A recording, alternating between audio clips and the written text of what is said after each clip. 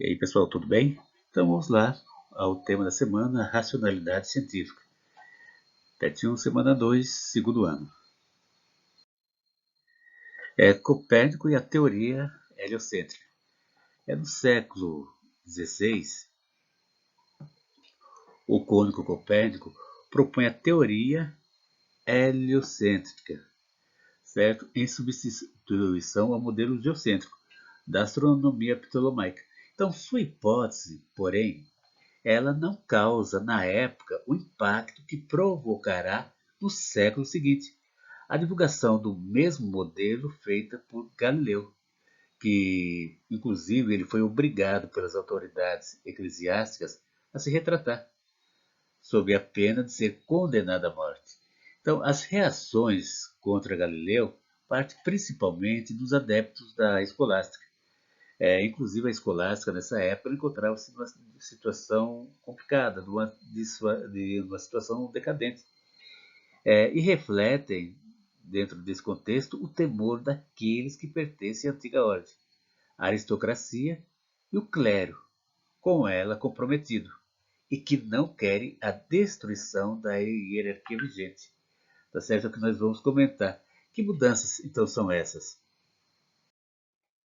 É, Continuando aqui, pessoal, Galileu Galilei, criador do método científico, ele é responsável pela moderna concepção de ciência.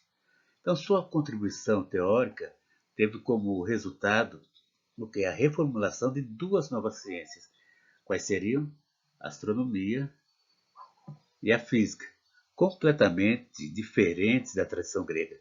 Então, com o auxílio da luneta, Galileu descobre que os astros não são constituídos de matéria incorruptível. O Sol tem manchas e a Lua é montanhosa, o que destrói a divisão hierárquica do mundo supralunar e sublunar ao mundo geocêntrico finito, ordenado, qualitativo, opõe-se um universo infinito, descentralizado e geométrico, em que os espaços podem ser medidos. Então, a grande novidade da física é o uso da experimentação e matematização. Enquanto a física antiga é qualitativa, baseada nas qualidades intrínsecas das coisas, Galileu observa e realiza experiências em laboratório, usa instrumentos e descreve quantitativamente os fenômenos. Para compreender a queda dos corpos, Aristóteles indagava a respeito da natureza dos corpos, pesados ou leves. Diferente, Galileu investiga como os corpos caem, e não porque caem. E depois de repetir inúmeras experiências, descobre a relação entre o tempo que um corpo leva para percorrer um plano inclinado, o espaço percorrido, expressando então a lei da queda dos corpos numa geometria. Vamos para a próxima.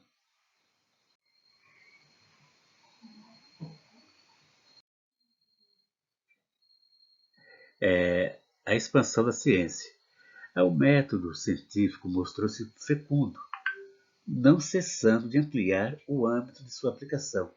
Os resultados obtidos por Galileu na física e na astronomia, como as leis de Kepler e as conclusões de Tycho Brahe, possibilitaram a Newton a elaboração da teoria da gravitação universal, certo? Então, aos poucos, na realidade, o método científico aplicado na física e adaptado a outros campos de pesquisa, então fazendo surgir assim diversas ciências particulares.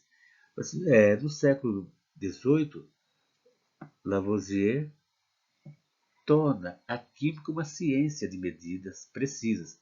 No século XIX, desenvolve-se as ciências biológicas e a medicina, destacando-se o trabalho de Claude Bernard com a fisiologia e de Darwin com a teoria da evolução das espécies. Certo? Agora, o século XIX também foi fecundo, foi muito importante no desenvolvimento das ciências humanas.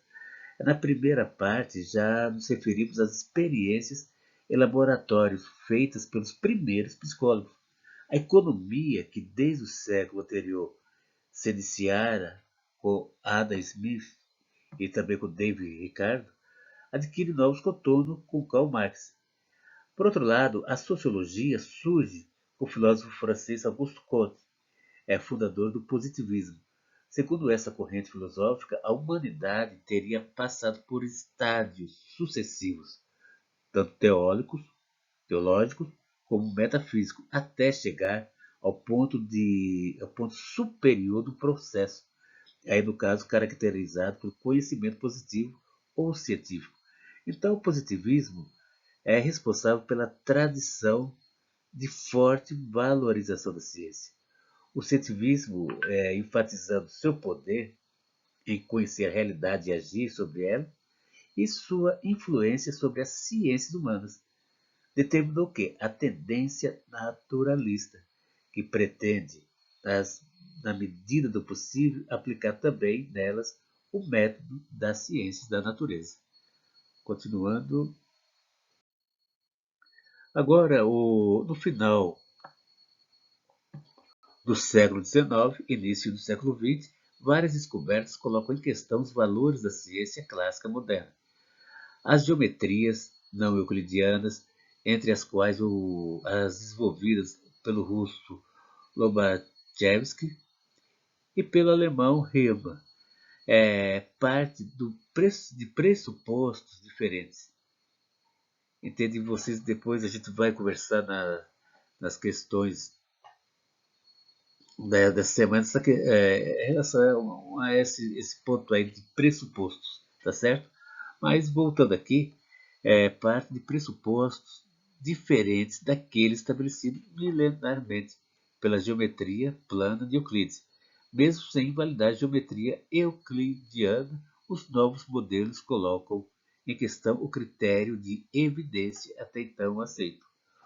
Outra ruptura se dá com a teoria da relatividade geral de Einstein, certo? Que, aliás, se utiliza da geometria não euclidiana de Riemann e que se contrapõe à física newtoniana. Então, no início do século XX, como já vimos, descobertas no campo da física quântica levam à formulação do princípio da incerteza, pelo qual não vale mais os pressupostos mecanicistas e deterministas da física newtoniana. Então, esses choques permitem uma reavaliação dos exageros do cientificismo, que depositava excessiva confiança na capacidade da razão científica e na certeza da infalibilidade das teorias. Com isso, processa-se a uma reavaliação do conceito de ciência, dos critérios de certeza, da relação entre a realidade e os modelos científicos. Tá bom, pessoal? Então a gente conversa mais sobre essa questão aí, principalmente do desenvolvimento das questões dos enunciados dessa semana. Então, até mais.